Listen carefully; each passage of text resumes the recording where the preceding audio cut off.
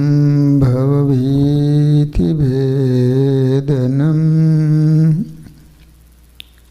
सुखसम्पत्करुणानिकेतनं व्रतदानतपः क्रियाफलं सहजानन्दगुरुं भजे सदा। ॐ अवतारिणे स्वामिनारायणाय नमो नमः।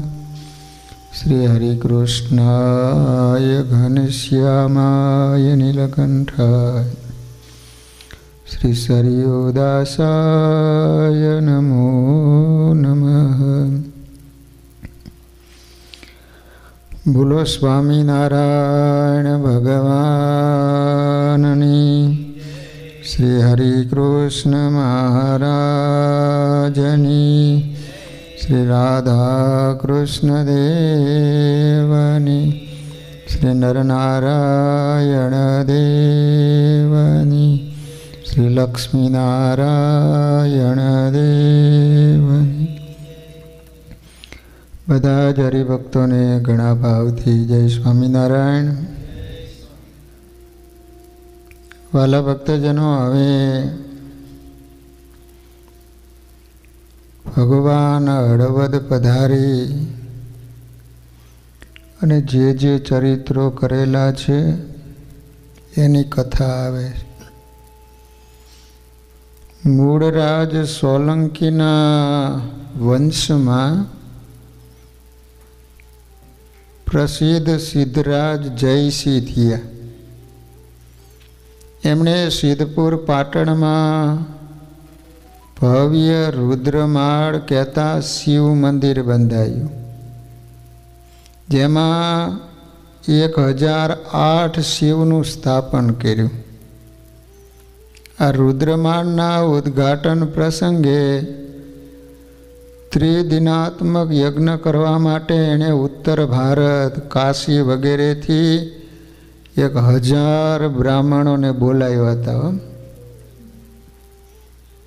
ત્યાર પછી પવિત્ર અને કર્મકાંડમાં નિષ્ણાંત આ બ્રાહ્મણોને ગુજરાતમાં રહેવા સિદ્ધરાજે વિનંતી કરી, પરંતુ બ્રાહ્મણોએ ના પાડી। પછી 6 માસનો યજ્ઞ ફરી કરાયો। એમાં બ્રાહ્મણોને ખૂબ દાન દક્ષિણા આપ્યા અને ફરીથી ગુજરાતમાં રહેવા વિનંતી કરી। ત્યારે બ્રાહ્મણોએ રાજી થઈને હા પાડી। આ બ્રાહ્મણોને મણિયારી, મોઢેરા, વારાહી, આણસ્ય, કનોડા, માંડલ, સિદ્ધપુર વગેરે ગામોમાં એમને વાસ આપ્યો। એમને પુષ્કળ જમીન, ધન વગેરે પણ આપ્યું। તેઓ દવે, મહેતા, જોશી, જાની, આચાર્ય, શુકલ, રાવળ વગેરે અટકના હતા। એમાં જે મહેતા અટકના બ્રાહ્મણો હતા તેમને મણિયારી ગામ ભેટ આપ્યું। તેઓ મણિયારી મહેતા કહેવાયા। આ બધા જ બ્રાહ્મણોનું ગૌતમ ગોત્ર છે। યજુર્વેદ વેદ છે, માધ્યાદિની શાખા છે, ક્ષેમપ્રદા કુળદેવી છે અને દુગ્ધેશ્વર મહાદેવ ઈષ્ટદેવ છે। આ દુગ્ધેશ્વર મહાદેવનું મંદિર હાલ પણ મોઢેરા પાસે અડિયા નજીક આવેલું છે। ઉપરોક્ત બધી જ શાખાના બ્રાહ્મણો એ શિવજીને વિશેષપણે માને છે। આ 1000 બ્રાહ્મણોમાંથી 500 બ્રાહ્મણોને તે સમયે સિહોરના ગોહિલ નરેશે પોતાના શહેરમાં રહેવા બોલાવ્યા। તેથી ત્યાં રહેવા માટે ગયા અને આ સિહોરના રાજવંશીઓમાં ભાવસિંહજી રાજા થયા। એને પોતાની રાજધાની સિહોરથી બદલી ભાવનગર શહેર વસાવી અને ત્યાં સ્થાયી થયા। ઈસવીસન 1486માં કંકાવટી ગામના રાજા વાઘજીની સત્તાને ઉખેડી નાખવા જૂનાગઢના સુબા ખલીલ ખાને મોટી સેના લઈને એની સાથે યુદ્ધ કર્યું. ઝાલાઓ અને મુસ્લિમો વચ્ચે ધમાસાણ યુદ્ધમાં ઝાલા વાઘજી મરાયા, એનો પરાજય થયો. તેથી હિન્દુ ધર્મ રાખવા એની તમામ રાણીઓએ જાહેર કહેતા સામૂહિક આત્મહત્યા કરી અને કૂવામાં આત્મસમર્પણ કર્યું. ધાંગધ્રાની બાજુમાં કંકાવટી નામનું ગામ છે. આજે પણ એ કૂવો મોજૂદ છે. તેથી આ યુદ્ધ કૂવાના કેર તરીકે જાણીતું થયું. કંકાવટીમાં મુસ્લિમ થાણું બેઠું. કુંવર રાજોધરજી યુદ્ધ ભૂમિમાંથી બીજે જતા રહ્યા. પછી થોડાક સમય બાદ એકવાર તેઓ જંગલમાં ફરવા નીકળ્યા, ત્યારે એક સસલું એમના ઘોડા સામું ઘણીવાર જોઈ રહ્યું હતું. તેથી રાજોધરજીએ આ ઘટના વિશે જાણકારી જ્યોતિષોને પૂછ્યું, ત્યારે એને કહ્યું કે આ વીર પુરુષોની ભૂમિ છે, તેથી આ ભૂમિનો પ્રભાવ આ સસલા ઉપર પડે છે. તેથી એ સસલું તમારી સામું ઘણીવાર જોઈ રહ્યું છે. જેમ અમદાવાદ સાબરમતીને કિનારે કૂતરા પાછળ સસલું દોડ્યું અને ત્યાં અમદાવાદ અહમદ શાહે વસાયું, તેમ અહીં પણ સસલું રાજોધરજી સામે ઘણીવાર જોઈ રહ્યું. તેથી એમણે અહીં હળવદ વસાયું. માટે જો તમે વીર પુરુષોની ભૂમિ એવા આ સ્થળે ગામ વસાવો અને ત્યાં દરબારગઢ બનાવીને રહો, તો આ ભૂમિના પ્રતાપે આપને ત્યાં મહાપરાક્રમી પુત્રો જન્મે. તે સાંભળી રાજોધરજીએ એ જગ્યાએ નિશાન કરાયું અને ઈસવીસન 1488 અને સંવંત 1544, અત્યારે 2080ની સાલ ચાલે છે, મહાવદ બીજ અને સોમવારના રોજ તે સ્થળે હળવદ ગામની સ્થાપના કરી. લો, કેટલા વર્ષ? 500 વર્ષ જેટલા થયા વર્ષ. લોકોક્તિ પ્રમાણે તે સમયે ગામનો આકાર હળના જેવો હોવાથી એનું નામ હળવદ રાખવામાં આવ્યું. પછી રાજોધરજીએ મણિયારી, સિદ્ધપુર વગેરે ગામમાંથી 1000 પવિત્ર ઔદિચ્ય બ્રાહ્મણોને બોલાવી અને હળવદમાં વસાવ્યા હતા. તેમને જમીન વગેરેનું પુષ્કળ દાન આપ્યું. એ સમયે હળવદ બ્રાહ્મણોની વસ્તીથી ધમધમતું હતું. આજે પણ હળવદમાં 50% વસ્તી ઔદિચ્ય બ્રાહ્મણોની છે. ઝાલા રાજોધરજીએ પોતે હળવદમાં રાજધાની સ્થાપી. તેની યાદમાં આજે પણ એમના નામની હાઈસ્કૂલ છે, જેનું નામ છે રાજોધરજી હાઈસ્કૂલ. આજ પણ તમે હળવદમાં સીધા પ્રવેશ કરો એટલે પહેલી જ હાઈસ્કૂલ આવશે. રાજોધરજીથી માંડીને પૃથ્વીરાજજી સુધી ઝાલા વંશીઓની રાજધાની હળવદમાં રહી. પછી પૃથ્વીરાજના પુત્ર રાયસિંહજીએ પોતાની રાજધાની સંવંત 1765માં બદલી અને ધાંગધ્રામાં ફેરવી હતી. પરંતુ એમના વંશજ રણમલસિંહજીએ હળવદનો દરબારગઢ જીર્ણોદ્ધાર કરીને સાચવી રાખ્યો, જે હાલ પણ હળવદમાં મોજૂદ છે. તળાવની પાયડે જ છે આ રાજમહેલ. આ હળવદ ગામમાં આવીને વસેલા બ્રાહ્મણોના સમય જતાં મહેતા પરિવારના એક પુત્રના લગ્ન હળવદના વિપ્ર મસાલિયા રાવળની દીકરી સાથે થયા. તે સમયે દીકરીની આજીવિકા માટે એમના પિતાએ કરિયાવરમાં 2 દેરીઓ ભેટ આપી. પહેલી મઢોરા મામાની દેરી, જે હાલ હળવદમાં નીલકંઠ મહાદેવના મંદિરની પાસે છે. બીજી નાગરેચી માતાની દેરી, જે હળવદના રાજમહેલમાં હતી. પછી આ મહેતા પરિવાર એ 2 દેરીની સેવા કરવા લાગ્યો. તેથી પરિવારના વિપ્રને લોકો દેરાશ્રી કહેવા લાગ્યા, દેરાશ્રી બ્રાહ્મણ. આ રીતે મહેતા અટકમાંથી તેઓ શ્રી દેરાશ્રી નામે એક શાખા ચાલી.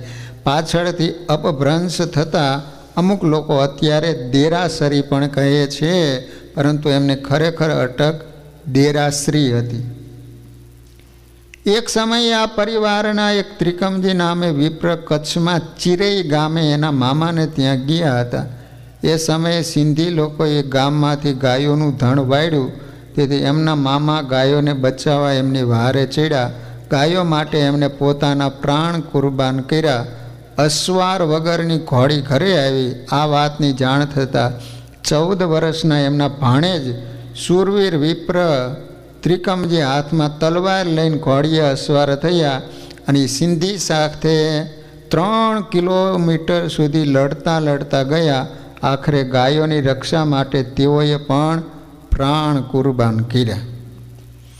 જ્યાં તેઓ મરણ પામ્યા હતા ત્યાં બંને મામા ભાણિયાની દેરી કરવામાં આવી હતી. સમય જતાં ત્રિકમજી વિપ્રની દેરીને વિધિ સહિત એમના મૂળ ગામ હળવદમાં લાવ્યા અને ત્યાં શમશાનની બાજુમાં એમનું મંદિર કરી સ્થાપના કરી. ત્રિકમજી વિપ્રની દેરીને તેઓ હુરધન દાદાની દેરી કહે છે. હાલ પણ તે વિદ્યમાન છે.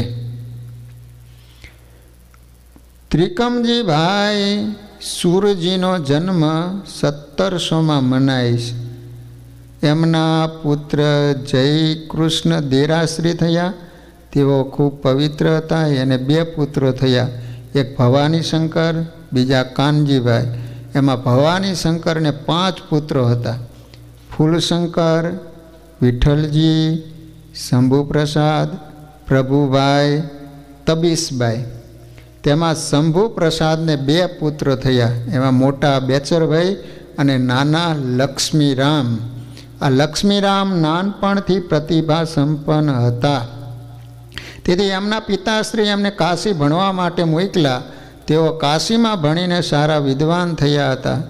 જ્યારે તેઓ ભણીને પાછા હળવદમાં આવ્યા ત્યારે ગામના તમામ વિપ્રોએ એનું મોટું સન્માન કર્યું હતું અને એના સદ્ગુણો અને સદ્વિદ્યા જોઈ એમને વિપ્ર સમાજના પ્રમુખ પદે સ્થાપન કર્યા હતા. ત્યારથી તેઓ શાસ્ત્રી લક્ષ્મીરામ તરીકે પ્રખ્યાતિ પામ્યા હતા. લક્ષ્મીરામ દેરાશ્રી એટલે સ્વામિનારાયણ ભગવાનની પાસે તેઓ રહેતા હતા ગઢપુરમાં. 1861માં હળવદમાં શિવ યાજ્ઞિક, જેનું નામ હતું શિવ ઋષિ, અને નરસિંહ ઋષિ નામના 2 બ્રાહ્મણોએ સાંભળ્યું કે સ્વામિનારાયણ નામે ભગવાન અત્યારે પૃથ્વી ઉપર પ્રગટ થયા. તેઓ કચ્છ ભુજમાં બિરાજે. તે સાંભળીને તેઓ પ્રગટ પ્રભુને મળવા માટે કચ્છ ભુજ તરફ ચાલી નીકળ્યા. પરંતુ રણની વાટે ચાલતા તેઓ રસ્તો ભૂલ્યા. ત્યારે એને ભગવાનની મૂર્તિ સંભાળી. તેથી માર્ગ દેખાણો. પછી રણ ઉલ્લંઘી વિકટવનમાં ચાલતા એક નદી આવી. નદીમાં સ્નાન કરી બાટીઓ બનાવી ભગવાનને પ્રેમથી ધરાવી. એનો પ્રેમ જોઈ ભગવાન દિવ્ય સ્વરૂપે ત્યાં પ્રગટ થયા અને ભેટ્યા. પ્રભુ દર્શન સ્પર્શીથી તન મનના તાપ ટેડા. ગાત્ર રોમાંચિત થયા. આંખે આંસુની ધાર ચાલી. કામડી પાથરી ભગવાનને બેસાડ્યા. પ્રભુ કહે, મને ભૂખ લાગી, જમવાનો આપો. બંને વિપ્રોએ પ્રભુને બાટી આપી. ભગવાને જમીને એને પ્રસાદી આપી. ભગવાને 2 દિવસ સાથે રહી એમને ખૂબ સુખ આપ્યું હતું. 3જે દિવસે રાત્રે સૂતા ત્યારે વચ્ચે ભગવાન અને બંને બાજુએ બંને બ્રાહ્મણો સૂતા. છતાં અડધી રાત્રે એને સૂતા મૂકી ભગવાન અદૃશ્ય થઈ ગયા. સવારે જાગીને તેઓ ભગવાનને શોધવા લાગ્યા. ત્યારે કોઈકે સત્સંગી હામા મળ્યા. એને પૂછ્યું, હાલ સ્વામિનારાયણ ભગવાન ક્યાં છે? તેઓ કહે, કાળા તલાવ છે. ત્યારે શિવ યાજ્ઞિકે પોતાના અનુભવની વાત કરતા કહે, જે અમારી સાથે હતા ને કહેતા હતા અમે સ્વામિનારાયણ છીએ, એનું શું સમજવું? તે સાંભળી ભગત કહે, એ તો દિવ્ય રૂપે આવ્યા હશે. કેમ જે 8 દિવસથી શ્રી હરિ તો કાળા તળાવ છે. પછી બંને કાળા તળાવ ગયા, શ્રીજી મહારાજના દર્શન કર્યા, મહારાજ એને ભેટ્યા, એના મનોરથ પૂરા કર્યા. પછી બંને વિપ્રો એ સભામાં પોતાના અનુભવની વાત કહી. આ રીતે પ્રથમવાર હળવદના શિવ યાજ્ઞિક અને એના બંને ભાઈ ભગવાનના દર્શન કરવા માટે ગયા. ત્યારે દિવ્ય સ્વરૂપે ભગવાન આવી અને એમની સાથે જમેલા, સૂતેલા. આ રીતે હળવદના શિવ યાજ્ઞિક અને નરસિંહ ઋષિને સત્સંગ થયો. બંને વિપ્રો થોડા દિવસ શ્રીહરિ સાથે રહ્યા. પછી હળવદ પરત આવ્યા. ગામના વિપ્રોને સ્વામિનારાયણ ભગવાનના મહિમાની વાતો કરી. એટલે આ રીતે હળવદમાં પ્રથમ સત્સંગ થયો. તે સાંભળીને ગામના શંભુ પ્રસાદ વગેરે વિપ્રો કહે, જેમ સ્વામિનારાયણ ભગવાને તમારા મનોરથ પૂરા કર્યા એમાં અમારા મનોરથ પૂરા કરે તો ભગવાન ખરા. અમે એમનો ભગવાન પણ નિશ્ચય કરશું. થોડો જ સમય જતાં જ સંવંત 1862માં શ્રીહરિ મેથાણ પધાર્યા. આ વાતની હળવદમાં બ્રાહ્મણોને જાણ થઈ. સ્વામિનારાયણ ભગવાન મેથાણમાં એમ જાણીને હળવદમાં લક્ષ્મીરામ દેરાશ્રીના પિતા શંભુ પ્રસાદ વગેરે 14 બ્રાહ્મણોએ મળીને વિચાર કર્યો, આપણે નોખા નોખા સંકલ્પ ધારીને મેથાણમાં સ્વામિનારાયણ ભગવાન પાસે જઈએ અને આપણે જે જે વેદની કાંડી બોલવા ધારી હોય એ બોલવાનું કહે, આપણા નામ લઈને પાસે બોલાવે, આપણા સંકલ્પ સત્ય કરે તો એ ભગવાનને પ્રગટ, ભગવાન જાણવા અને આપણા ગામ હળવદમાં તેડી લાવવા અને ઘેર ઘેર પધરામણી કરવી. આ રીતે પ્રથમવાર 14 બ્રાહ્મણો મેથાણ ગામ ગયેલા આવા સંકલ્પ કરીને. મનમાં ધારીને શંભુ પ્રસાદ વગેરે વિપ્રો મેથાણ આવ્યા. એ સમયે ગામ મેથાણને પાદર તળાવને કાંઠે મહારાજ સભા કરીને ઢોલિયા ઉપર બિરાજમાન હતા. પોતાના મુખારવિંદની આગળ સર્વે સંત હરિભક્તોની સભા ભરાઈને બેઠી હતી. ત્યાં બ્રાહ્મણો આવ્યા. ત્યારે મહારાજે એમને આવકાર દઈને જાજમ પથરાવીને એના ઉપર બેસાડ્યા. ત્યારે 14 જણા મહારાજની સન્મુખ બેઠા. પછી મનમાં સંકલ્પ કરવા લાગ્યા, હજી આપણા નામ લીધા નહીં. ત્યાં મહારાજ એમનો સંકલ્પ જાણી એમના 14ના નોખા નોખા નામ લઈને બોલાવ્યા. એમને મનમાં જે ધારી રાખી હતી એ નોખી નોખી વેદની કાંડી હોય એમને બોલવાનું કહ્યું. ત્યારે તેઓ બોલીને મનમાં બહુ આશ્ચર્ય પામ્યા, ભૂલ્યા છે આ સ્વામિનારાયણ ખરેખર પ્રગટ ભગવાન છે. કારણ કે એમને બોલાવીને આપણા નામ લીધા, વળી આપણે જે વેદની કાંડીઓ બોલવા ધારેલી હતી એ જ બોલાવી. પછી શંભુ પ્રસાદ દેરાશ્રી વગેરે 14 જણાએ મળી સ્તુતિ કરી, હે કૃપાનાથ, હે પ્રભુ, તમે અમને વર્તમાન ધરાવીને તમારા આશ્રિત કરો. ત્યારે મહારાજે મૂળજી બ્રહ્મચારી પાસે પાણી મંગાવ્યું, 14 જણાને વર્તમાન ધરાવી સત્સંગી કર્યા. પછી બ્રાહ્મણોએ શ્રીજી મહારાજને વિનંતી કરીને કહ્યું કે મહારાજ કૃપા કરીને તમે હળવદ પધારો. ત્યારે શ્રીજી મહારાજ મેથાણથી હળવદ પધાર્યા અને ધર્મશાળામાં ઉતારો કર્યો. શાસ્ત્રી લક્ષ્મીરામ દેરાશ્રી, શંભુરામ શુકલ વગેરે વિપ્રો શ્રીજી મહારાજ માટે ઢોલિયો લાવ્યા. તે ઉપર ગાદલું તથા તકીઓ મૂકી તે ઉપર મહારાજને પધરાવ્યા. એ વખતે ગામના સૌ બ્રાહ્મણો આવીને શ્રીજી મહારાજને પગે લાગીને બેઠા. ત્યારે મહારાજ એમની આગળ ઘણીક ઉપદેશની વાતો કરી, સૌને આનંદ પમાડતા. કેટલાકના મનના સંકલ્પ કહી દીધા. પછી બ્રાહ્મણોએ રસોઈ તૈયાર કરી શ્રીજી મહારાજને સર્વ સાધુ બ્રહ્મચારીને સ્નેહથી જમાડ્યા. ઘરોઘર પધરામણી કરી મહારાજની આરતી ઉતારી. આ રીતે હળવદના વિપ્રોને સ્વામિનારાયણ ભગવાનનો દ્રઢ નિશ્ચય થયો.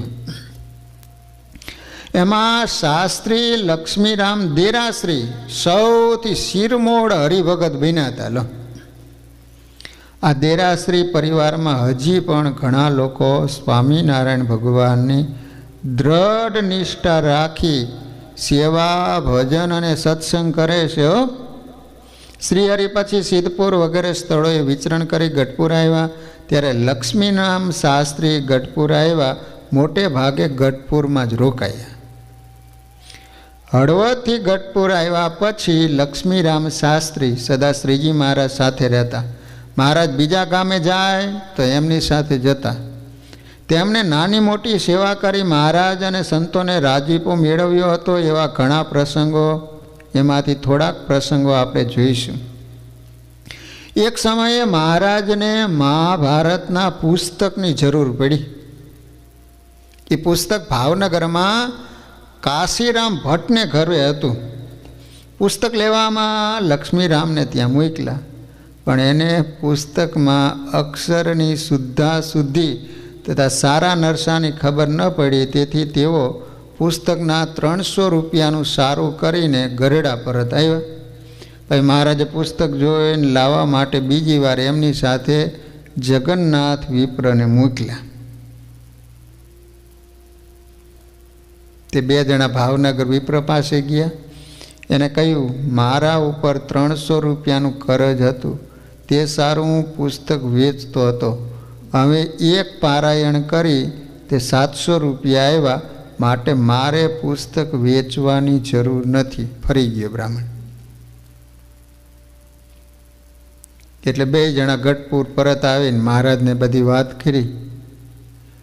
ત્રીજી વાર મહારાજે પ્રાગજી દવે, લક્ષ્મીરામ અને જગન્નાથ વિપ્ર ત્રણેયને મોકલ્યા.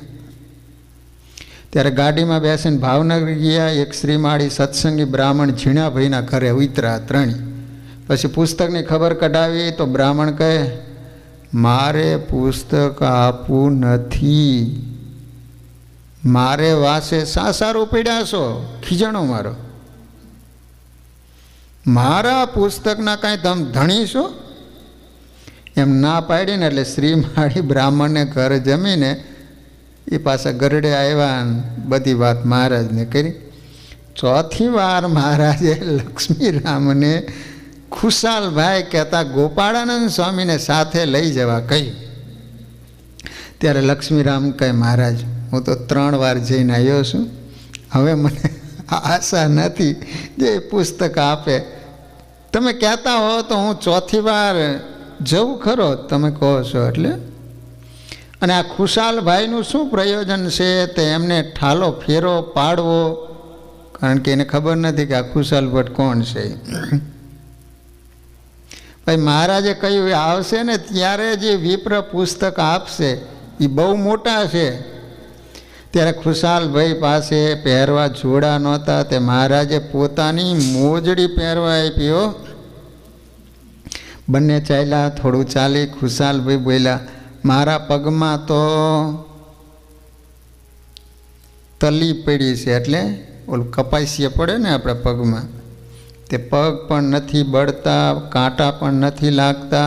મહારાજની પ્રસાદીની આ મોજડીઓ છે તે લુગડે વીંટીને ઝાડામાં મેલીને ચાલ્યા.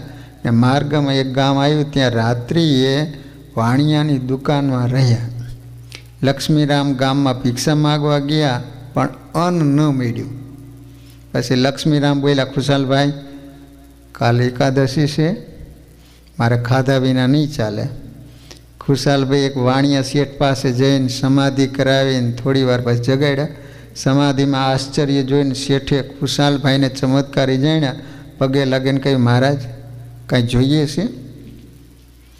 ખુશાલભાઈ એની પાસેથી લક્ષ્મીરામને સીધું અપાયું.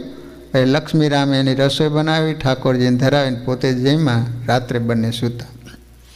હવે સવારે વહેલા ચાલ્યા. તે ભાવનગર સમીકે એક સરોવર આવ્યું, ત્યાં નાવા ઉતર્યા. બંને સ્નાન કર્યું. પછી લક્ષ્મીરામે ખુશાલભાઈને કહ્યું, રાત્રિએ ઓલા વાણિયાને કર્યું ને એમ કંઈક આ બ્રાહ્મણને ચમત્કાર બતાવો ને તો પુસ્તક આપશે, નકર તો ધક્કો થવાનો. પછી ખુશાલભાઈ બોલ્યા, લક્ષ્મીરામ તું મારા સામું જો. ત્યારે લક્ષ્મીરામે ખુશાલભાઈ સામું જોઈએ ને એટલે એને અંધારામાં ઊંડા ઉતારી દીધા. પછી એને અંધારામાંથી બહાર કાઢ્યા. પછી લક્ષ્મીરામ બોલ્યા, આમ કાંઈક બીક દેખાડો તો આપે હો. પછી ત્યાંથી ભાવનગર આવ્યા. શ્રી માળી વિપ્રને ઘરે ઉતર્યા. વિપ્રે રસોઈ કરાવી, બંનેને જમાડ્યા. પછી પુસ્તકની ખબર કઢાવી. ત્યારે બ્રાહ્મણે ના પાડી. એટલે બીજે દિવસ સવારમાં બ્રાહ્મણને ઘરે ગયા. ત્યારે પૂજા કરતો હતો એની હામાં બેઠા. એટલે વિપ્રના ઠાકોરજી બાલ મુકુંદજીને કૂદીને ખુશાલભાઈની સામે આમ બેઠા. ત્યારે વિપ્રે ઠાકોરજીને પોતાની સન્મુખ કર્યા. પરાયણે તો એમ ફેરવી નાખ્યા. પણ વળી ઠાકોરજી ખુશાલભાઈ હામાં થઈ ગયા. એમ વારે વારે વિપ્ર ઠાકોરજીને પોતાના હામે પધરાવે, ઠાકોરજી ખુશાલભાઈ હામાં બેસી જાય. પછી ખુશાલભાઈ બોલ્યા, અમે અતિથિ તમારા ઘરે આવ્યા ને તમે અમારું કાંઈ સન્માન ન કર્યું, તે ભગવાન તમારા ઉપર રીસાણા, તો પણ એને પુસ્તક ન આપ્યું. પછી તો ઉતારે બંને આવ્યા. પછી રાત્રિમાં ગોપાળાનંદ સ્વામીએ કહેતા ખુશાલ ભટ્ટે 2 જમદૂતને બોલાવ્યા કે મહાભારતનું પુસ્તક આમ નહીં આપે. અને એ જમદૂતો આવી અને બ્રાહ્મણને મારવા જ માંડ્યા. ને પછી કાલે પુસ્તક ન આપે ને તો તારી વાત છે એવું કીધું જમદૂતોએ બ્રાહ્મણને. એમ કહી નહીં જમદૂતો ગયા. પછી સવારે બ્રાહ્મણ ખુશાલભાઈ પાસે આવ્યો, સામે થયો. પુસ્તક સાથે કંઈક આપીને પુસ્તક લઈ જવા કહ્યું. ત્યારે ખુશાલભાઈએ શીખવાડેલ મુજબ તે શ્રીમાળી બ્રાહ્મણે પુસ્તકની કિંમત થાય એટલું 300 રૂપિયાનું ઘરેણું આપીને પુસ્તક લીધું. ને એનો સારા નાયત પટેલિયાને સાક્ષી રાખીને લેખ કરાયો. પુસ્તક ખુશાલ ભટ્ટને આપ્યું. પછી પુસ્તકને પોઠિયા ઉપર ભરી અને ગઢપુર લાવ્યા. કારણ કે હાથે લખેલી પ્રત હતી, આપણે ઊભા રહી એટલો મોટો તો એનો થપ્પો થાય, તે ઉપાડીને તો લવાય નહીં, એટલો બધો વજન હતો. એટલે એક પોઠિયો લીધો, એના ઉપર પુસ્તક ભાવનગરથી મહાભારતના પુસ્તકનો પોઠિયો ભરીને ખુશાલભાઈ અને લક્ષ્મીરામ શાસ્ત્રી ગઢપુર આવ્યા. ત્યારે શ્રીહરિ સંત હરિભક્તોની સાથે ઉન્મત્ત ગંગામાં સ્નાન કરવા વધાર્યા. શ્રીહરિએ બંને વિપ્રોને દૂરથી જોયા. તેથી એમની સામા ચાલ્યા. ત્યારે બાળકો જેમ પિતાને પગે લાગે એમ બંને હરખભેર શ્રીહરિ પાસે આવીને પગે લઈ ગયા. શ્રીહરિએ અમૃત વર્ષાવતી દ્રષ્ટિ એના સામું જોયું. સુધા જેવી મધુર વાણીથી એમનું સ્વાગત કરી રૂડા આશીર્વાદ આપ્યા. પછી બંનેએ જે રીતે મહાભારતનું પુસ્તક મેળવ્યું ને એ બધી વાત કરી. તે સાંભળી શ્રીહરિ અને સંતો ભક્તો અત્યંત પ્રસન્ન થયા. પછી શ્રીહરિ લક્ષ્મીરામ શાસ્ત્રીનો હાથ પકડી ગંગાના પ્રવાહમાં ઉતર્યા. એની સાથે સ્નેહથી સ્નાન કર્યું. પછી પાણીમાંથી બહાર નીકળ્યા. કોરા વસ્ત્ર પહેરી આસન ઉપર બિરાજ્યા. સૌની આગળ બોલ્યા કે અક્ષરાધિપતિ એવા મને આ લક્ષ્મીરામ વિપ્રે ભાવનગર જઈ મહાભારતનું પુસ્તક લાવી આપવામાં ઘણી મદદ કરી, ઘણા રાજી કર્યા. તેથી આ સ્થાન એના નામથી કહેતા લક્ષ્મી ઘાટ તરીકે જગતમાં પ્રસિદ્ધ થઈ છે. ઉન્મત્ત ગંગાના કાંઠે 52 ઘાટો આવેલા છે. તેમાંનું એક ઘાટ લક્ષ્મી ઘાટ છે. તે મારા ચરણારવિંદની રજથી યુક્ત થવાથી પાપ નાશક થશે. જે કોઈ ધર્મ નિયમ આદિકનું પાલન કરી ભક્તિપરાયણ થઈ આ ઘાટમાં રહેલ હરિ સંતોષ તીર્થમાં સ્નાન પૂજન વ્રત દાન વગેરે કરશે તે આ લોકમાં અને પરલોકમાં આ લક્ષ્મી જેવા મારા થશે, પ્રીતિવાળા ભગત થશે, એવું મારું વચન છે. વાલા ભક્તજનો, આ રીતે હળવદના લક્ષ્મીરામ શાસ્ત્રીએ આવી સેવા ભગવાનની એને કરી હતી. લો, હળવદમાં આવા મહાન ભગવાનના ભગત બ્રાહ્મણ કુળમાં થયા. જે રીતે લક્ષ્મીરામ દેરાશ્રીએ શ્રીહરિ માટે મહાભારતનું પુસ્તક લાવવામાં દાખલો કર્યો, એ જ રીતે જ્યોતિષનું પુસ્તક લાવવામાં પણ એમને ખૂબ દાખલો કર્યો હતો. એકવાર શ્રીજી મહારાજે હળવદના શાસ્ત્રી લક્ષ્મીરામ દેરાશ્રી અને રાજ સીતાપુર ગામના બેચર પંચોળીને ગામ સીતાપુર જ્યોતિષનું પુસ્તક લેવા માટે મોકલ્યા. ત્યારે જે બ્રાહ્મણને ઘર પુસ્તક હતું એ બોલ્યો કે એ પુસ્તક તો મારી પાસેથી હળવદના શિવજાની લઈ ગયા છે. પછી બંને જણા ત્યાંથી હળવદ ગયા, પૂછ્યું. ત્યારે શિવજાની બોલ્યો, મેં તો એને ઘેર પુગાડ્યો, એને ઘણો સમય થયો. પછી બે જણા શિવજાની પાછા આવ્યા અને વાત કરી. ત્યારે પુસ્તકનો ધણી બ્રાહ્મણ કહે, હા મારી ભૂલ થઈ, શિવજાની આપી ગયા. પછી એ પુસ્તક છે ને મેં વાંકાનેર આપ્યું છે. પછી બંને વાંકાનેર જઈને ખબર કઢાઈ. ત્યારે એ પણ શિવજાનીની પેટે બોલ્યો, મેં તો પુસ્તક પાછું પહોંચાડી દીધું. પછી બંને પાછા સીતાપુર ગામ આવ્યા. ત્યારે બ્રાહ્મણને કહ્યું, તેણે તો અહીં મોકલ્યું છે. ત્યારે બ્રાહ્મણ બોલ્યો, એ મોરબીમાં મકનજીને આપ્યું છે. તમે જુઓ કેવા ધક્કા ખબરાવે. પછી ત્યાં લેવા ગયા. ત્યારે એને કહ્યું કે મેં તો એને ઘરે પુગાડ્યું છે. પછી લક્ષ્મીરામ ને બેચર એ બે જણા સીતાપુર આવ્યા અને શાસ્ત્રી લક્ષ્મીરામે એને કહ્યું, જો તારે આપવું હોય તો આપ, નહીં તો પછી ના પાડે. પણ અમને ઠાલે ઠાલા ધક્કા શા સારું ખવડાવો છો? ત્યારે બ્રાહ્મણે લક્ષ્મીરામ શાસ્ત્રીને એક બાજુ બોલાવીને કહ્યું, પુસ્તક તો મારા ઘરમાં જ છે, પણ આ અમારા વેવાય બેચર પંચોળી એને મારે વ્યવહારિક વાંધો છે. તે નાયતમાં આગળ પડતા માણસ છે, એટલે મને ગણતા નથી. હું એને ઘેર કોઈ દી જતો નથી અને એ મારે ઘરે આવતા નથી. આમ અમારો વ્યવહાર બંધ છે, છતાં તે મારા વેવાય મને અત્યારે 500 દંડવત કરે તો પુસ્તક આપું. ત્યારે લક્ષ્મીરામ કહે, અમારા ભગવાન સ્વામિનારાયણને આ પુસ્તક જોઈતું છે, માટે બેચર ભાઈ તો શું હું પણ કહો ને તો દંડવત કરું. અમારા ભગવાનને જોઈએ છે એટલા માટે, નકર એક ઘડી અહીંયા ઊભા ન રહી. પછી આ વાતની બેચર રામે બેચર પંચોળીને વાત કરી. ત્યારે બેચરભાઈ બોલ્યા, ભાઈ તમે જો સ્વામિનારાયણ ભગવાન માટે પુસ્તક આપતા હોય ને તો હું તમને 515 દંડવત કરું. એમ કહી પોતાના વેવાઈને દંડવત કરવા લાગ્યા.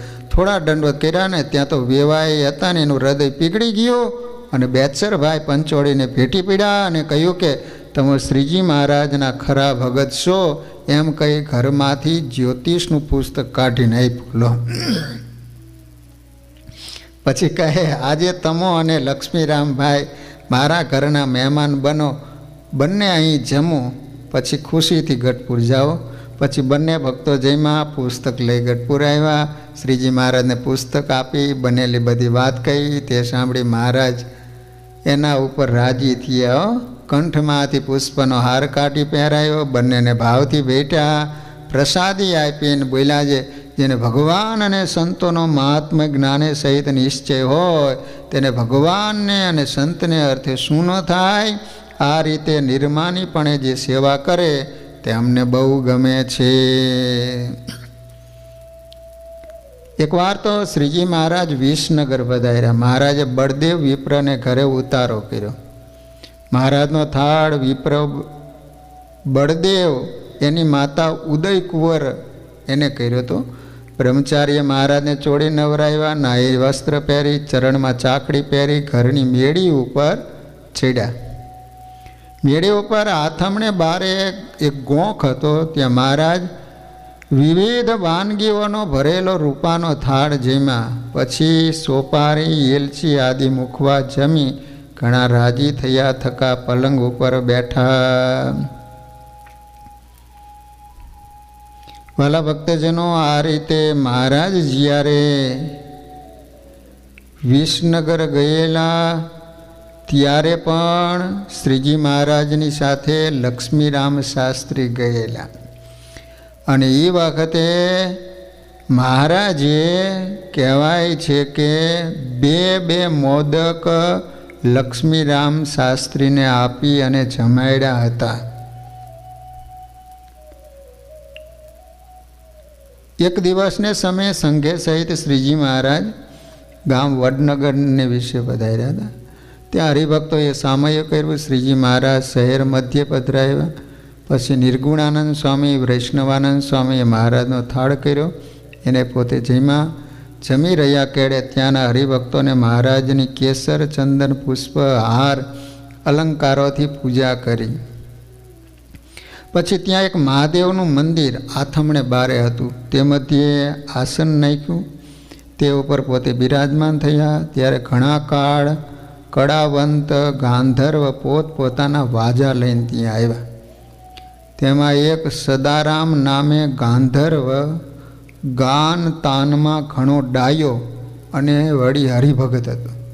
એને સર્વે ગાંધર્વોને કહ્યું, હે સર્વે ગાંધર્વો, તમારા મોટા ભાગ જે તમારે શ્રીજી મહારાજના દર્શન થયા. તમે તમારી કળાએ કરીને મહારાજ આગળ ગાય દેખાડો, તેણે કરીને તમારો મોક્ષ થશે એવા મહારાજ અને સંત છે.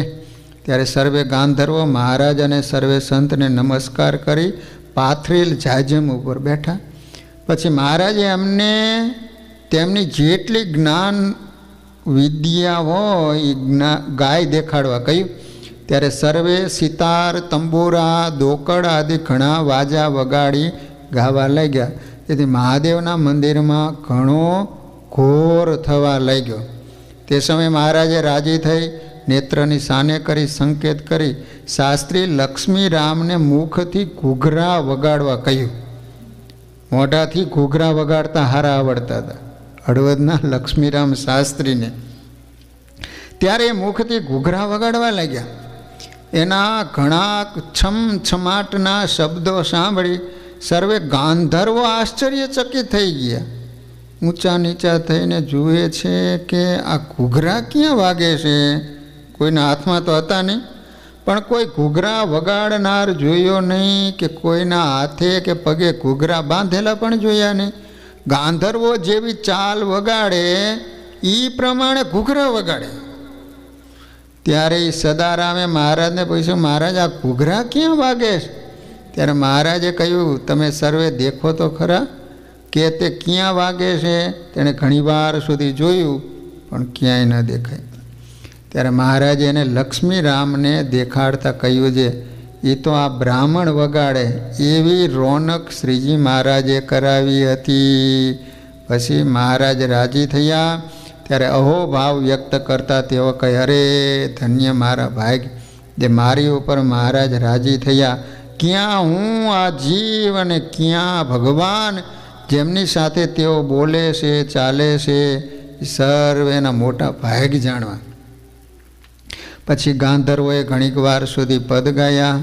ત્યારે મહારાજે રાજી થઈને એને પુષ્પના હાર આદિકની ઘણીક મોજ આપી. પછી સર્વે ગાંધર્વોએ મહારાજને કહ્યું કે મહારાજ તમારા જે સંત મુક્તાનંદ સ્વામી આદિ ઘણા ગવૈયા સંત છે એની પાસે તમે ચોતાલ કીર્તન બોલાવો. ચોતાલ. ત્યારે ગવૈયા સંતોને શ્રીજી મહારાજે વાજા લઈને કીર્તન બોલવા કહ્યું. ત્યારે મુક્તાનંદ સ્વામી, દેવાનંદ સ્વામી, સુખાનંદ સ્વામી વગેરે સંતો પોતપોતાના વાજા તૈયાર કરી ગાન કરવા લાગ્યા. ત્યારે પણ લક્ષ્મીરામ શાસ્ત્રીએ મુખથી ઘૂઘરા વગાડ્યા હતા. વાલા ભક્તજનો, આ રીતે હળવદના દેરાશ્રી લક્ષ્મીરામ શાસ્ત્રી જે કોઈ હરિભક્તો આવે અને કાંઈક શ્રામણાનું કામ હોય, શ્રાદ્ધ કરવાનું કામ હોય તો એ બધી જ વસ્તુઓ કહેતા હોય એ બધું જ આ લક્ષ્મીરામ શાસ્ત્રી કરાવતા હતા. એકવાર તો મહારાજ ગઢપુરમાં લક્ષ્મીવાડીએ બેઠક છે ત્યાં બિરાજમાન હતા. લક્ષ્મીરામ દેરાશ્રીએ જઈને મહારાજને વધામણી આપી, મહારાજ દાદા ખાચરને ત્યાં દીકરાનો જન્મ થયો છે. તે સાંભળી મહારાજે 500 રૂપિયાની ઉતરી પહેરી તેને લક્ષ્મીરામને ભેટ આપી દીધી. આ રીતે શાસ્ત્રી લક્ષ્મીરામે ગઢપુરમાં રહી પ્રગટ પ્રભુ અને મોટા સંતોની અપાર સેવા કરી એને પ્રસન્ન કર્યા હતા. વાલા ભક્તજનો, લક્ષ્મીરામ શાસ્ત્રીના શ્રીજી મહારાજ સાથેના તમામ પ્રસંગો તથા લીલા ચિંતામણી ગ્રંથના આધારે એમનું જીવન એક આદર્શ ભક્ત તરીકેનું દેખાય છે. લક્ષ્મીરામ શાસ્ત્રીએ એક ગ્રંથ બનાવેલો છે જેનું નામ છે લીલા ચિંતામણી. કુંડળના જ્ઞાન સ્વામીએ આ ગ્રંથ બહાર પાડ્યો છે, પ્રકાશિત કરેલો છે. લક્ષ્મીરામ શાસ્ત્રી ધીરાશ્રી પાછલી અવસ્થામાં બ્રહ્મચારી થયા હતા, દીક્ષા લીધી હતી. એવું પણ એક જગ્યાએથી જાણવા મળે. શ્રીજી મહારાજ સ્વધામ પધાર્યા પછી એને આચાર્ય શ્રી રઘુવીરજી મહારાજ પાસે દીક્ષા લીધી હતી અને એનું નામ આત્માનંદ બ્રહ્મચારી રાખ્યું હતું.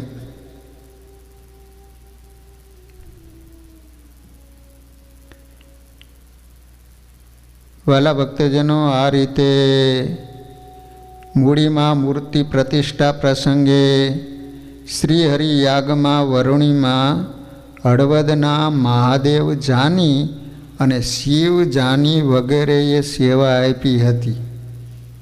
વિચાર કરો કે એ વખતે હળવદમાં બ્રાહ્મણો કેટલા વિદ્વાન અને ભણેલા હશે કે મૂડી મંદિરની પ્રતિષ્ઠા કરવાની હતી, ત્યારે યજ્ઞ માટે વરુણીમાં એ મેન બ્રાહ્મણ તરીકે એમને મૂકેલા હતા. કારિયાણીમાં મહારાજે 3 દિવસનો યજ્ઞ કર્યો, તલાવ ખોદાયું ત્યારે પણ શંભુ શુકલ અને બીજા વિપ્ર ભક્તોએ સેવા આપી હતી. હળવદના બ્રાહ્મણો એ વખતે પણ હતા. તેમજ વડતાલ, અમદાવાદ, ગરડા વગેરે સ્થાનોમાં પણ સેવા આપી હતી. શ્રી હરિએ હળવદમાં બ્રાહ્મણોની 84 કરી અને બ્રાહ્મણોને જમાડ્યા હતા. તેમજ 1868ની સાલમાં કારતક સુદ પૂનમના રોજ વૌઠામાં મોટો મેળો ભરાયો હતો. વૌઠા મેળો ભરાય છે અત્યારે પણ. એમાં શ્રીહરિ સંતો, પાર્ષદો, રાજા અને ગામો ગામના સર્વે સત્સંગીઓ આવ્યા હતા. એમાં હળવદના ભક્તજનો પણ આવ્યા હતા. શ્રીહરિની પૂજાનો લાભ લઈ અને ધન્ય ધન્ય બન્યા હતા.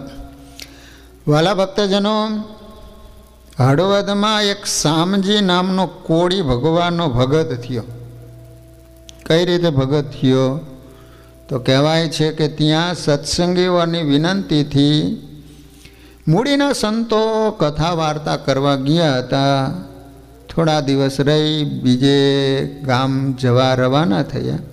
એની સાથે શામજી કોળીને ગાડું લઈને ભાડુઆ તરીકે મૂકેલો હતો.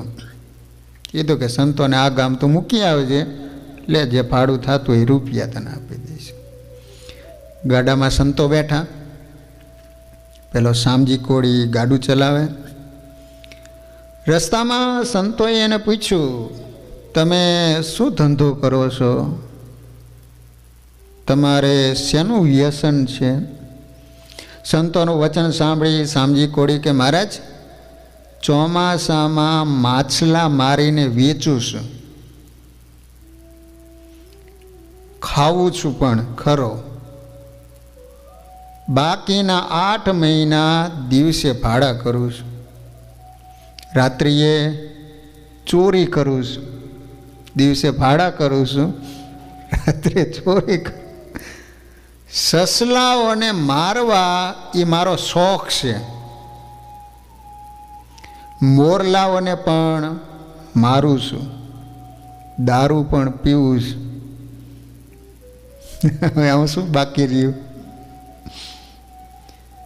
તેની વાત સાંભળી સંતોને એના ઉપર દયા આવી.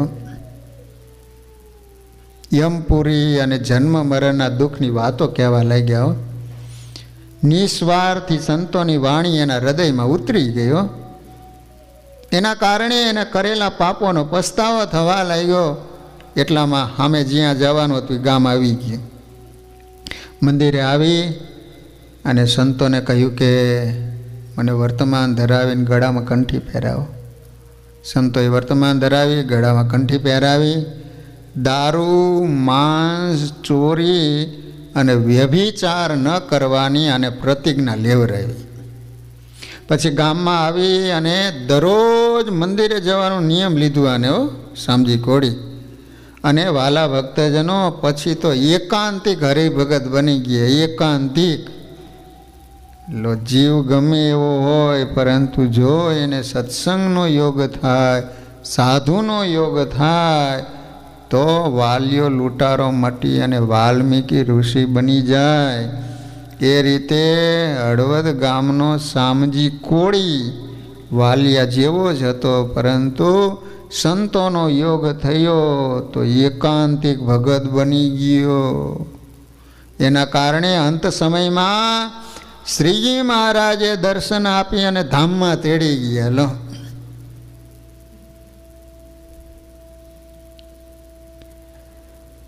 વાલા ભક્તજનો, હળવદ ગામની જૂના જમાનાની એક વાત છે. ત્યાં એક પવિત્ર બ્રાહ્મણ જેનું નામ હતું કૃપાશંકર, સદાચારમય જીવન જીવતો હતો. સંસ્કૃતનો અભ્યાસ કરવા કાશીએ ગયો. કાશીએ ત્યાં 12 વર્ષ સુધી અભ્યાસ કર્યો. કોને? કૃપાશંકરે. પછી પોતાના વતનમાં આવતો હતો, ત્યાં રસ્તામાં એને જમદૂતોને જોયા. કારણ કે એ સમય તો ચાલીને આવવાનું, વાહનો હતા ને, ઘણા વર્ષો પહેલાંની વાત. તો રસ્તામાં ચાલ્યો આવે છે, ત્યાં આકાશમાંથી જમદૂતોને આવતા જોયા. તેઓએ પૂછ્યું, તમે ક્યાં જાઓ છો? ત્યારે યમદૂતોએ જવાબ આપ્યો, આ રાજ્યમાં આજે રાજકુમાર રાજા થવાના છે, એટલે એની સવારી નગરમાં નીકળશે. તે સવારી દરબારગઢના દરવાજા નીચેથી નીકળશે, ત્યારે સેનાપતિના આદેશથી કપટ કરી એને મારી નાખવામાં આવશે. માટે એમને લેવા અમો જઈએ છીએ. બ્રાહ્મણને આ પ્રકારની વાત કરી યમદૂતે. એની વાત સાંભળી બ્રાહ્મણને દયા આવી. એટલે એને બચાવવાનો ઉપાય યમદૂતને પૂછ્યો. ત્યારે યમદૂતોએ કહ્યું, તમે બહુ પવિત્ર છો, બ્રહ્મચર્ય રાખીને વેદ ભણ્યા છો ને, માટે તમોને કુંવર દરવાજો આવતા પહેલાં દાન આપે તો બચી જાય. બ્રાહ્મણને એમ થયું, ગમે એમ કરીને રાજાના કુંવરને બચાવી લેવો છે. યમદૂતોનું કહેવું સાંભળી તુરંત ભૂદેવી રાજ્યમાં આવ્યા. ચાલુ સવારીમાં રાજ્ય કુમાર પાસે જઈ દાન માગવા લાગ્યા. ત્યારે કુંવર બોલ્યા, ભૂદેવ, મારી પાસે અત્યારે તમને દાન દીધા જેવું કંઈ નથી, માટે રાજ્યમાં આવજો, ત્યાં તમારે જે જોઈને હું આપીશું. ત્યારે ભૂદેવ વિચાર કર્યો, દરવાજો આવતા તેનું મૃત્યુ થવાનું છે, મારે એને બચાવવો છે, માટે અત્યારે ગમે એમ કરીને દાન લઈ લઉં. આવું નક્કી કરીને ફરી પાસે જઈને કહ્યું કે કુંવર સાહેબ, મને અત્યારે દાન આપો, એમાં તમારું ભલું છે. જો તમે મને દાન નહીં આપો તો મહેલમાં પ્રવેશ કરતાં પહેલાં તમારું મૃત્યુ થશે, માટે જલ્દી મને દાન આપો. બ્રાહ્મણનું આવું અમંગલ વચન સાંભળી અને ઓલા સિપાહી હતા ને, ધક્કા મારીને કાઢી મૂક્યા. દૂર ઊભા રહીને શું બનશે એ ઓલો બ્રાહ્મણ જોઈ રહ્યો છે, કૃપાશંકર. ત્યાં તો દરવાજા નીચે રાજકુમારની સવારી આવી, ઉપરથી ઘાતક હથિયારો ફેંકી અને ત્યાં કુંવરને મારી નાખ્યો. એના જીવને લઈ અને યમદૂતો જતા રહ્યા. ભૂદેવને દુઃખ થયું. તેઓ હળવદ આવવા માટે પાછા ત્યાંથી નીકળ્યા, આગળ મીંડા હાલવા. ત્યાં તો ફરીને યમદૂતોને જોયા. એટલે ફરીને પૂછ્યું, આજે કોને લેવા જાવ છો અને એને બચાવવાનો ઉપાય બતાવો. યમદૂતો કહેવા લાગ્યા, આજે પહેલાં નગરના મોટા શેઠ છે ને, એને એકનો એક દીકરો છે ને, એને લેવા જઈએ છીએ. એ અત્યારે તમને દાન આપે તો છોકરો બચી જાય. તરત બ્રાહ્મણ નગર શેઠના ઘરે ગયા. ત્યાં તો અનેક માણસો અહીંયા ખબર કાઢવા આવેલા, અનેક વૈદ્યો દવા આપવા આવેલા, અનેક માણસો ત્યાં ખબર કાઢવા આવેલા. અનેક વૈદો દવા આપવા આવેલા અને અનેક સગાઓ કલ્પાંત કરતાં કરતાં છોકરાની સામું જોઈ રહ્યા હતા. એ જ સમયે કૃપાશંકરે જઈને કહ્યું, હું ગરીબ બ્રાહ્મણ છું, મને દાન આપો એટલે તમારા દીકરાને સારું થઈ જાય છે. આવા વચન સાંભળીને લોકો કહેવા લાગ્યા, એલા એ ભામટા, અત્યારે શેઠનો છોકરો મરવા પડ્યો છે અને માગવા આવ્યો છું, શરમાતો નથી? શરમ નથી આવતી તને? ચાલો જાય અહીંથી. ત્યારે ભૂદેવ કહે, એટલા માટે તો કહું છું, મને થોડું ઘણું દાન આપે તો પણ શેઠના દીકરાને સારું થઈ જાય. ત્યાં તો ઓલા શેઠના સંબંધીઓ હતા, એ બોલ્યા, ભાઈડો મોટો સત્યવાદી, તું મોટો કેવડીક થઈ ગયો છે, તે તારા આશીર્વાદ લાગે, એમ કહી ધક્કા મારીને કાઢી મૂક્યો. ત્યાં યમદૂતો આવ્યા, દેહમાંથી જીવને કાઢી અને યમપુરીમાં લઈ ગયા. નિરાશ વદને કૃપાશંકર ત્યાંથી ચાલવા લાગ્યા. ત્યાં યમદૂતોને અંતરિક્ષમાં જતા જોયા. તેઓને ઊભા રાખીને પૂછ્યું, પાછા યમદૂતોને જોયા એટલે ઊભા રાખીને અને પૂછ્યું, કૃપાશંકરે, હળવદનો બ્રાહ્મણ હતો ને, હવે એને એવું પૂછ્યું કે મારું મૃત્યુ ક્યારે થશે એ મને કહો. હલો. યમદૂતો કહ્યું, તમારા પ્રારબ્ધમાં એવું લખેલું છે, તમારા લગ્ન થશે, પછી તમારી પત્નીની અને તમારી બંનેની 4 આંખો ભેગી થશે, એ સમયે તમારું મૃત્યુ થશે. લો, જાણવું છે તારે? એવું કહીને યમદૂતો તો ચાલ્યા ગયા. ત્યારે કૃપાશંકરે વિચાર કર્યો, લગ્ન કરું તો મૃત્યુ થાય ને, માટે હું લગ્ન જ નહીં કરું અને ઘેર પણ નહીં જાઉં, કારણ કે ઘેર જાઉં તો પરાયણે લગ્ન કરે ને. આવો નિશ્ચય કરી એક રાજાના રાજ્યમાં ગયા. રાજાએ એમનું વર્તન વિદવતા જોઈને રાજપુરોહિત તરીકે રાખી લીધા. મહેલ રહેવા માટે આપ્યો. કૃપાશંકર તો દરરોજ રાજ્યમાં આવે, કામકાજ કરી બાકીનો સમય હરિભજનમાં વિતાવે. ક્યારેક રાજાના આગ્રહથી એના મહેલમાં પણ જાય. એક દિવસ રાજાની પાસે જતા હતા, તેવામાં રાજાની રાજકુમારીની નજર એના ઉપર પડી. યુવાન અવસ્થા હતી, શરીર સુંદર હતું, બ્રહ્મચર્યના કારણે વિશેષ સ્વરૂપવાન દેખાતા હતા. પછી તો તેઓને જોવા માટે તેઓના મહેલમાં પૂજા માટે ફૂલ આપવા જાય. એક સમયે રાજા રાણીએ કુંવરીના એના લગ્ન માટે કોઈ રાજકુમારની વાત કરી. તુરત કુંવરીએ કહ્યું, હું મનથી રાજપુરોહિતને વરી ચૂકી છું. બાકીના પુરુષો મારા માટે ભાઈ, બાપ અને દીકરા સમાન છે. કુંવરીની વાત સાંભળી રાજા રાણીને આનંદ થયો. કહેવા લાગ્યા, આવા પવિત્ર દેવ જેવા પુરુષની તે પતિ તરીકે પસંદગી કરી, તે જોઈને અમે તો રાજી થયા છીએ. પછી કૃપાશંકરને બોલાવીને વાત કરી. તેઓએ તો ના પાડી, પરંતુ કુંવરીની હઠ જોઈને રાજાએ પરાયણે લગ્ન કરાવ્યા. કૃપાશંકરે વિચાર કર્યો કે કુંવરીની સામું જોઈશ તુરત મારું મૃત્યુ થશે, માટે સામું જોવું જ નથી.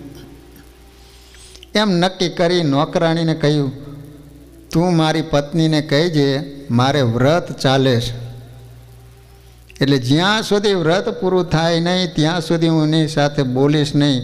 દાસીએ જઈ કુંવરીને વાત કરી. પછી તો દરરોજ રાત પૂરી હોય તો નીચું જોઈને જમી લે, બીજી રૂમમાં જઈને સૂઈ જાય. એક દિવસ રાજા રાણી પ્રધાન અને એની પત્ની કુંવરી પાસે આવ્યા. એને તમામ વાત કરી. છોકરી એના મા બાપને વાત કરી કે લગ્ન થયા ત્યારથી મારા પતિ તો સામે નથી જોતા ને મારી વાતે નથી કરતા.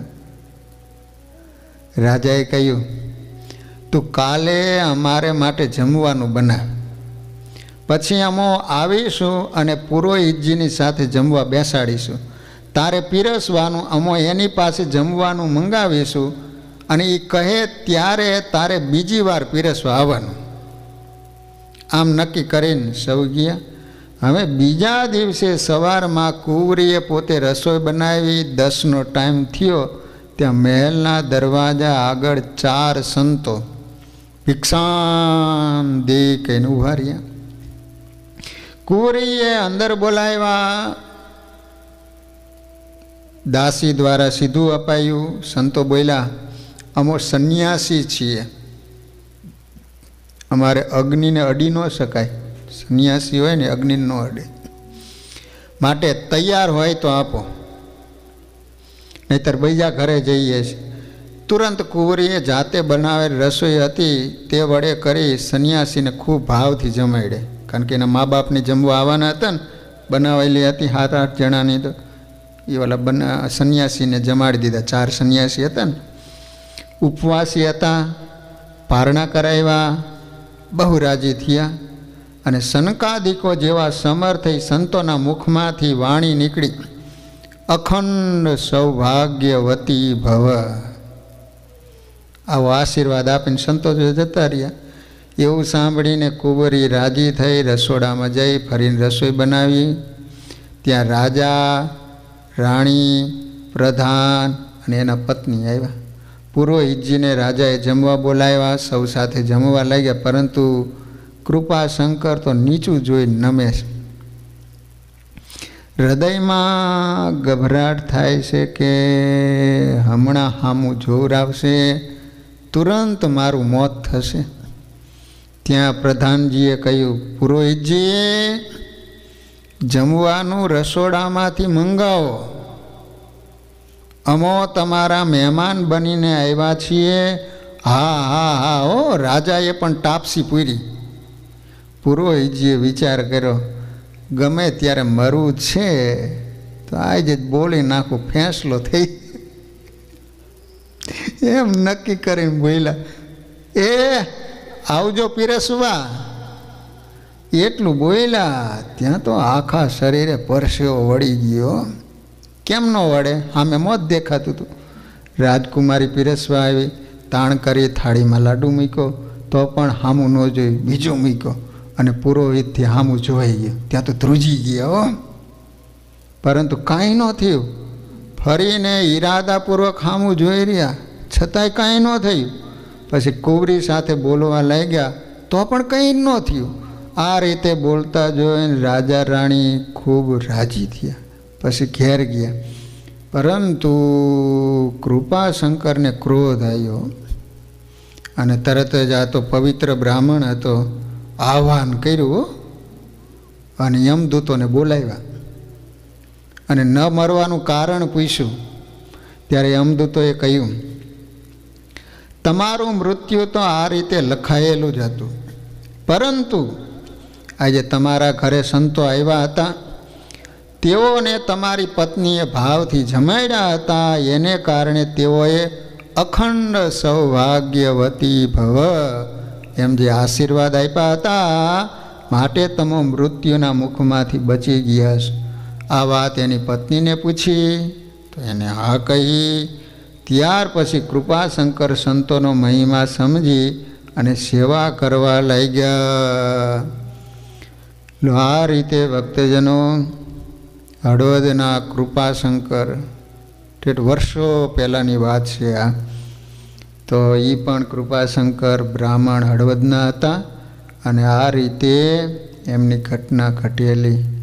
તો વાલા ભક્તજનો, હળવદમાં સ્વામિનારાયણ ભગવાન અને એ સમયમાં સંતો અને જે હરિભક્તો હતા, શું શું લીલાઓ કરેલી એની આપણે કથાઓ બાકીની કાલે શ્રવણ કરીશું.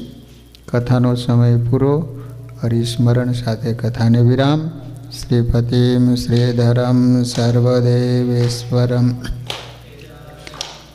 વાસુદેવોમ હરે માધવમ કેશવમ કામદમ કારણ સ્વામિનારાયણમ નીલકંઠમ ભજે સહજાન સ્વામી મહારાજન.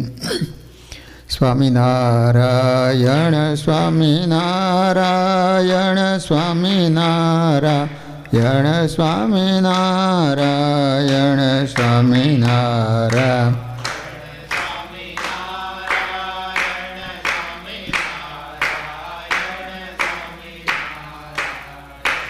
સ્વામિનારાયણ સ્વામિનારાયણ સ્વામિનારાયણ સ્વામિનારાયણ સ્વામી